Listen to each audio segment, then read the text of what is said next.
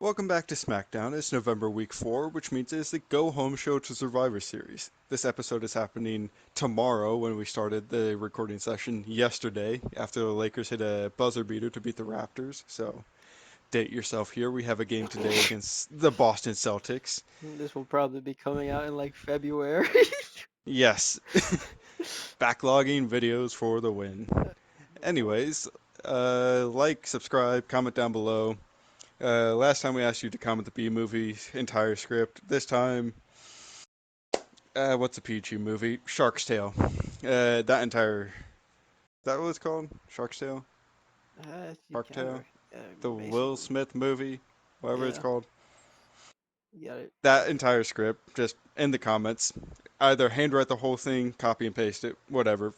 Um, Hype the video, share it. I already said like and subscribe, so let's get going into SmackDown tonight.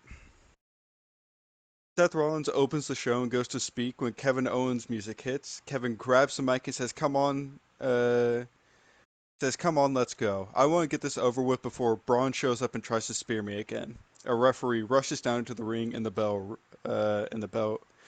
The referee rushes down to the ring and the bell sounds.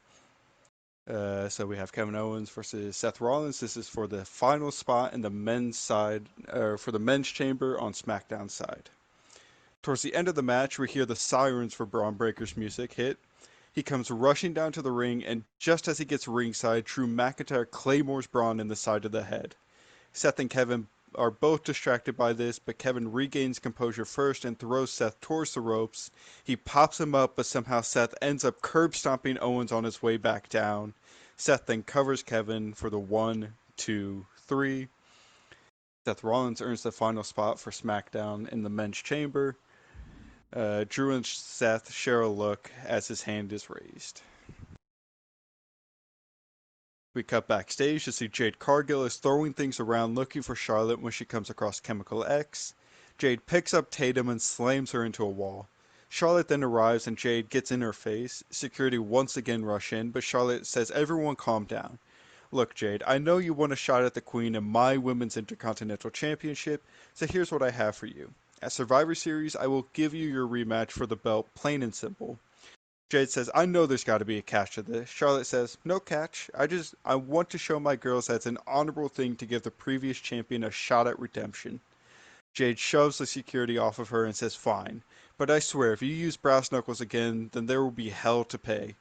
Charlotte says, I still have no clue what you're talking about, and walks away with Chemical X.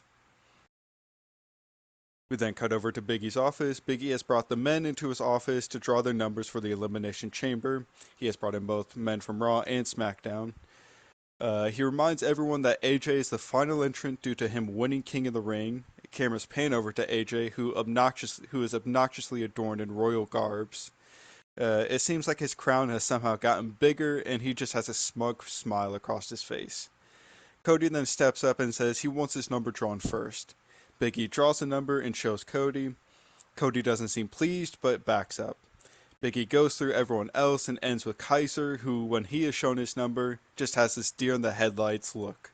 Everyone leaves the room, and Kaiser is just stuck in the middle, still with the same look on his face as everyone leaves. Bloodline Wolfpack have a vignette speaking about the traditional Survivor Series matchup tonight, plus speak about facing phenomenal egos at Survivor Series for the tag titles. Mercedes is on her way down to the ring with Team Bad when they get stopped by Big E.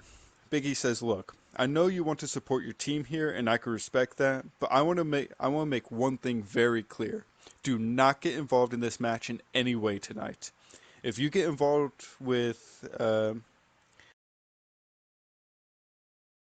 then it's if you get involved, Mercedes, then instead of you possibly having to face either Cora or AJ, instead I will have you face both of them for your title. Do I make myself clear?" Mercedes says, "I wasn't planning on getting involved anyway. I just want to see my girls decimate a legend and a brat." And they head towards the ring. Towards the end of the match, a lot of carnage has happened with Cora and Naomi taking one another out. In the ring, you see AJ locking the Black Widow on Tamina. Tamina is struggling with the move and starts reaching out towards Mercedes. Mercedes seems very conflicted but chooses not to help Tamina, and Tamina eventually taps out to the Black Widow. Cora Jade and AJ pick up the win. AJ earns the title shot against Mercedes.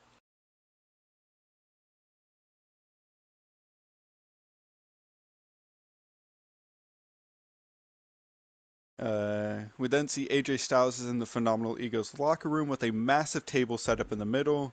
Chefs bring in a huge Thanksgiving Day feast. AJ asks Paige if he sent out the invitations, and Paige said he did, but no one replied. AJ says, "Oh well," and Paige goes to dig in, but Styles stops him. Styles looks at him and says, "The king will take the first bite." And AJ digs in, and then Paige somewhat sheepishly starts after him. AJ Lee celebrates the win with Cora Jade, then reality somewhat sets in as they realize AJ Lee will be getting the title opportunity and not Cora. Team Bad then walks past and Mercedes says, "Well, you guys got lucky tonight, but have fun celebrating the fact that AJ just got a title shot against me and not you, Cora." Mercedes laughs and walks away.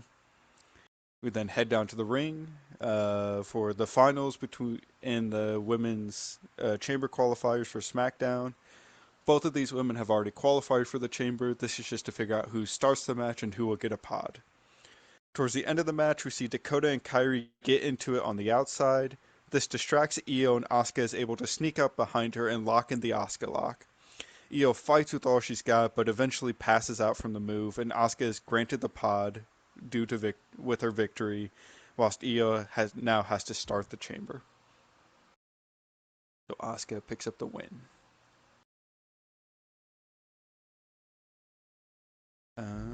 We then see Seth Rollins is walking around backstage when he gets confronted by Cody Rhodes. Cody says, "Well, congrats on making it into the chamber, but I want to give you the opportunity to shake my hand now, because I'm not planning on losing this thing in the chamber." Seth says, "Nobody plans on losing titles, it's just what happens. So when I beat you, I want you to wait for me at the top of the ramp and be prepared to shake my hand as your new World Heavyweight Champion." Cody says, "Okay," and pats Seth on the shoulder as he walks past him. We then see Biggie has now brought all the women for the Elimination Chamber into his office from Raw and SmackDown. He says, "Ladies, we are about to draw numbers for the chamber.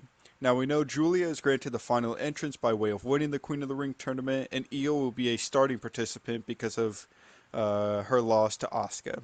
So without further ado, let's draw your numbers." Biggie says we will start with Mercedes and draws her number and shows her. Mercedes has a smug smile across her face and walks away. He then draws the numbers for Becky and shows her, and does the same for Asuka. Roxanne then smugly walks up to Biggie as he draws the final number and shows her. Roxanne doesn't seem too pleased with her number and walks out of the room. We then see Sami Zayn and Gorilla rallying the troops backstage with Trick and the Lucha Bros. Sami gives an impassioned speech before they head down to the ring. We then have the Survivor Series matchup: Sami, Trick, and the Lucha Bros versus Bloodline Wolfpack. Over the course of the match, we see Bloodline Wolfpack show that their bond and chemistry as a family is proving to be a strength, as they have eliminated everyone except Sami Zayn. The only member from Bloodline Wolfpack to be eliminated so far is Solo Sikoa. Sami somehow finds it within himself over the next few minutes to eliminate both Tama Tonga and Tonga Loa. Sami is now tasked with taking down the US champion and Jacob Fatu, who has been kept fairly fresh this deep into the match. Sami gives it his all against Jacob, but being so deep into the match, Jacob simply just overpowers Sami. Sami somehow, though, finds himself with the advantage at one point and gets Jacob into the corner and hits him with a haluva kick. Jacob doesn't go down, though, and Sami rushes back in, rushes back, hits the turnbuckle, and then rushes back in, but gets caught with a super kick as he rushes back towards Jacob. Sami crumbles to the ground, and Jacob connects with a moonsault and covers Sami for the 1, 2, 3. Bloodline Wolfpack pick up the win. Closes out SmackDown as we head to Survivor Series.